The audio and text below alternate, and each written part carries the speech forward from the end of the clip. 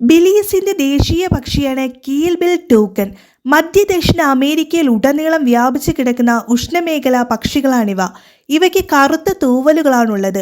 തിളക്കമുള്ള മഞ്ഞ തൊണ്ടയും വാലിൻ്റെ അടിയിൽ തിളക്കമുള്ള ചുവന്ന തൂവലുകളും മഞ്ഞ പച്ച നിറത്തോടു കൂടിയ മുഖവും ഇളം പച്ച വാഴപ്പഴത്തിൻ്റെ ആകൃതിയിലുള്ള കൊക്കും വശങ്ങളിൽ ഓറഞ്ച് നിറവും അഗ്രഭാഗത്ത് ചുമപ്പ് നീല എന്നീ നിറം കലർന്നതുമാണ് ഇവയുടെ ശരീരപ്രകൃതി.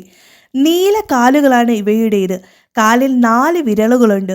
കൊക്ക് കാഴ്ചയിൽ ഭാരം കൂടുതലാണെന്ന് തോന്നിയാലും യഥാർത്ഥത്തിൽ വളരെ ഭാരം കുറഞ്ഞതാണ്. കെരാറ്റിൻ കൊണ്ടാണ് ഇത് നിർമ്മിച്ചിരിക്കുന്നത്. താങ്ങിനായി അസ്ഥിയുടെ നേർത്ത ദണ്ടുകളുമുണ്ട്. കൊക്കിനുള്ളിൽ നീളമുള്ളതും ഇടുങ്ങിയതുമായ തൂവൽ പോലുള്ള ഒരു നാവുണ്ട്.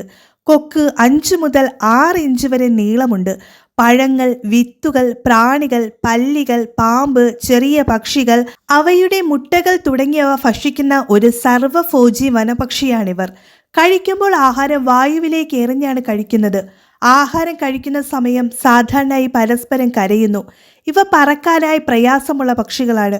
അതുകൊണ്ട് തന്നെ മരത്തിൽ നിന്ന് മരത്തിലേക്ക് ചാടിയാണ് നീങ്ങുന്നത്. ദിവസങ്ങളിൽ ഭൂരിഭാഗവും മരങ്ങളിൽ ഇരിക്കുന്നവരാണ്. കൂട്ടമായി പറക്കുകയോ കൂട്ടമായി മരങ്ങളുടെ ശിഖരങ്ങളിൽ ഇരിക്കുന്നവരായി ഇവയെ കണ്ടുവരുന്നു. മരങ്ങളുടെ മുകൾ ഭാഗങ്ങളിൽ കൂട്ടമായി കൂടുണ്ടാക്കുന്നവയാണിവർ. അതുകൊണ്ട് തന്നെ ഇവ കൂട്ടമായി താമസിക്കുന്നു. 5-6 പക്ഷികൾക്ക് ഒരു ദ്വാരത്തിൽ ഒരുമിച്ചിരിക്കാൻ കഴിയുന്നു. മറ്റ് പക്ഷികൾക്കായി ദ്വാരത്തിൽ സ്ഥലം ലാഭിക്കുന്നതിനായി ശരീരത്തിന്റെ പിൻഭാഗത്ത് കൊക്ക് ചുറ്റി പിടിച്ച് ദ്വാരത്തിൽ ഉറങ്ങുന്നു. ഉറങ്ങുമ്പോൾ അവയുടെ നീണ്ട കൊക്ക് പുറകിലിരിക്കുന്ന തരത്തിലും വാൽ തലയിൽ മടക്കി വെക്കുന്ന തരത്തിലുമാണ് കാണപ്പെടുന്നത്. ഇവയുടെ ശബ്ദം തവളയുടേത് പോലെയാണ്. അത് അരമൈൽ അകലെ വരെ കേൾക്കാനായി സാധിക്കും. പെൺപക്ഷികൾ 2 മുതൽ 4 മുട്ടകൾ വരെ ഇടുന്നു. ഇണകൾ മാറി മാറി മുട്ടയ്ക്ക് അടയിരിക്കും. 16 മുതൽ 20 ദിവസം കൊണ്ട് മുട്ട വിരിയുന്നു. മുട്ട വിരിഞ്ഞു കഴിഞ്ഞാൽ 3 ആഴ്ചത്തേക്ക് കണ്ണുകൾ തുറക്കാറില്ല.